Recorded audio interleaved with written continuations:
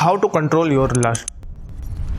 तो आखिरकार इसे कैसे ही काबू करें, और अगर काबू नहीं भी कर पा रहे हैं तो इससे निकलें कैसे। तो आज मैं आपको कुछ ऐसे तरीके बताऊंगा जिससे आप इसे आराम से ओवरकम कर सकते हैं और साथ में इससे निकल भी सकते हैं, और चाहे तो इसका उपयोग करके आप अपनी प्रोडक्टिविटी भी अच्छी कर सकते हैं। तो ये तरीके जानने से पहले इसके कारण जानेंगे कि ये आखिरकार होता कैसे है। देखो, किसी भी चीज के होने के कुछ कारण होते ही होते हैं। जैसे कि अगर लस्ट है, उसका कारण हो सकता है कि आपका जो कंटेंट कंज्यूमेंस आजकल है वो बहुत अजीब या बहुत ज्यादा गंदा है, इसके कारण हवस आ रही है। या आपका जो अपोजिट जेंडर के प्रति पीओवी है, पॉइंट ऑफ व्यू है, वो बहुत ज्यादा डिफरेंट या बहुत ही बेकार सा बन चुका है और आप इसके कारण उसके लस्ट में जा रहे हैं। और नंबर 3 पॉइंट है आपकी खुद की मेंटेलिटी। आप उसे चेंज नहीं करना चाहते, या चेंज करना भी चाहते हैं तो उस पर काम नहीं कर पा रहे हैं अभी। तो यही कुछ कारण हो सकते हैं जिसके कारण आप बार बार उस चीज के प्रति जा रहे हैं जिस चीज पर आपको नहीं जाना है, और शायद जो चीज आपको परेशान कर रही है। तो सबसे पहली चीज है जो आपको करना चाहिए, कंज्यूम गुड कंटेंट। अच्छा कंटेंट देखिए। आजकल 90% ऑफ टाइम हम लोग कंटेंट देखने में ही लगभग निकालते हैं। अगर हमारे पास कोई काम नहीं है तो बस मोबाइल ही रहता है और हम बाहर जाकर बिल्कुल भी नहीं घूमते। तो अपना कंटेंट देखना थोड़ा चेंज कीजिए। हाँ, ये अचानक से नहीं काम करने वाला, पर आप जैसे जैसे धीरे धीरे अपना कंटेंट शिफ्ट करेंगे, जैसे बैड कंटेंट से अच्छा कंटेंट देखना शुरू करेंगे, तो ये काफी ज्यादा धीरे धीरे प्रोग्रेस दिखाएगा और बहुत अच्छी खासी आपकी मेंटेलिटी भी चेंज करेगा। और साथ में आपका जो पीओवी है, जो आपकी लस्ट है, उसका उपयोग भी आप इसके जरिए आप उसका उपयोग भी कर पाएंगे, या एक अच्छी जगह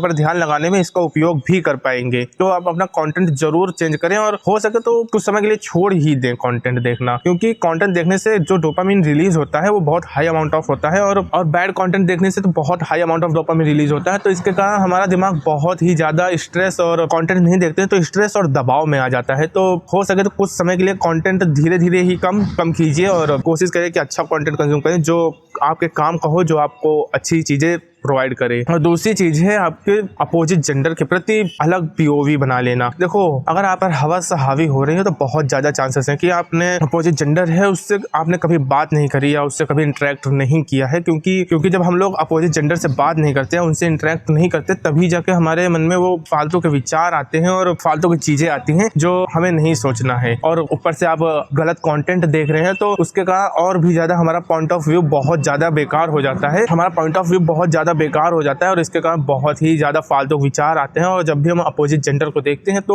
एक लस्ट की भावना तुरंत आ ही जाती है, वो बिना, और उसको काबू भी नहीं किया जा सकता जब तक आप अपनी कुछ आदतों को बदलेंगे नहीं। तो अगर आप किसी अपोजिट जेंडर के प्रति पॉइंट ऑफ व्यू अपना कुछ अलग ही लेवल पर पॉइंट ऑफ व्यू बना के रखें, तो ट्राई कीजिए कि किसी अपोजिट जेंडर से जाकर बात करिए। ये मत सोचना उस चीज के लिए आप जो गंदे विचार आपके दिमाग में आ रहे हैं उस चीज के लिए आप बात करेंगे जाके। एक फ्रेंड, जैसे आप अपने दोस्तों से बात करते हैं जाके, उस तरह से बात, उनसे फ्रेंडशिप बनाने की कोशिश कीजिए। तो आपका पॉइंट ऑफ व्यू खुद ही धीरे धीरे चेंज होने लगेगा और आपकी जो लस्ट है, हवस है, वो बहुत कम हो जाएगी और आप एक अच्छा रिलीफ महसूस कर पाएंगे, क्योंकि आपने एक अपोजिट जेंडर से बात करी और नेचुरल डोपामिन भी रिलीज होगा जो हमारे ह्यूमन माइंड कंसीडर करता है। ट्राई करें, अगर नहीं हो पा रहा है, अगर पॉजिटिव कंटेंट से आप नहीं चेंज कर पा रहे हैं अपने आप को, तो ट्राई करें कि अपोजिट जेंडर से जाके बात करें। शर्माए ना, चीज में शर्माने की कोई बात नहीं है। आप एक दोस्ती के इरादे से जा रहे हैं, कोई एक गलत विचार बिल्कुल भी दिमाग में मत आने देना, वरना तुम्हें ही प्रॉब्लम होगी। और थर्ड चीज है अपनी ही मेंटेलिटी को कंट्रोल ना कर पाना। एक अकेलापन सा आपको महसूस होता रहता है हर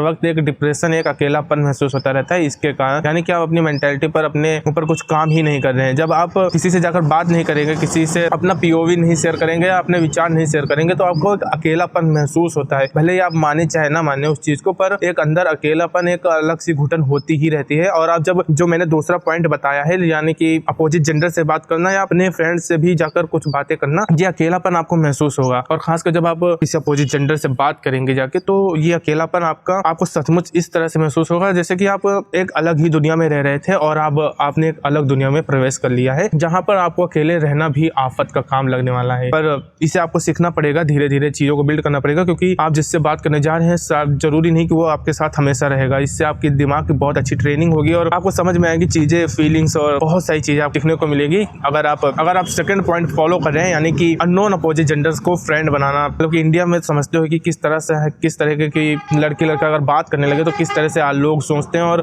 यहाँ तक हम खुद ही इस तरह के विचार ही लाते हैं कि हम खुद जाकर किसी से बात नहीं कर पाते हैं। तो थोड़ा सा अजीब लगेगा, पर एज अ फ्रेंड जाओगे तो बहुत ही आसान लगेगा, और उन चीज़ों में तुम्हें किसी चीज़ का फ़र्क भी नहीं पड़ेगा कि मैं तो एक अच्छी मेंटेलिटी के साथ आया हूँ और सामने वाला भी अगर उसी टाइप का है तो बहुत ही अच्छा, कोई भी किसी भी चीज़ का ही तुम्हें चिंता होगी ही नहीं। तो ये 3 चीज़ें जरूर ट्राई करें। और तीसरी आपको दूसरा पॉइंट फॉलो करके ही प्राप्त होगी, यानी कि आपको अकेलापन महसूस होगा जो शायद आपको अभी तक नहीं हो रहा था। इन 3 चीज़ों से आप अपनी लक्ष्य को पूरी तरह से ओवरकम कर सकते हैं और इसका उपयोग भी कर सकते हैं, क्योंकि आपका अकेलापन पूरी तरह से चला जाएगा जब आप अपने मन से ही आपकी प्रोडक्टिविटी इतनी हाई लेवल ऑफ बढ़ जाएगी कि आप इमेजिन भी नहीं कर पाएंगे और आपको काम करने का अच्छा खासा मन भी करने लगेगा। जो अभी तक आपको मन कर रहा था कि मुझे काम नहीं करना, ये चीज़ वो चीज़ डिस्ट्रैक्शन पर जा रहे थे, वो चीज़ हट जाएगी पूरी तरह से। और गुड फ्रेंडशिप बनाइए। सब लोग कहते हैं ना गायब हो जाओ, गायब होने से कुछ नहीं होने वाला। गायब आपको अपने सोशल मीडिया से और फालतू के कंटेंट से होना पड़ेगा। रियल लाइफ से गायब होने से और अपने दोस्तों से, आसपास के लोगों से ना मिलने से आपका दिमाग और ज्यादा दबाव में ही आएगा। तो ये मत करना बिल्कुल भी। जाकर लोगों से मिलो, अच्छे से बातचीत करो, अच्छे से चीजें करो। अगर गायब होना ही है तो फालतू के कंटेंट से और सोशल मीडिया से गायब हो जाओ भाई, वो ज्यादा काम आएगा बजाय कि रियल लाइफ से गायब हो जाना। तो ये चीजें जरूर फॉलो करें।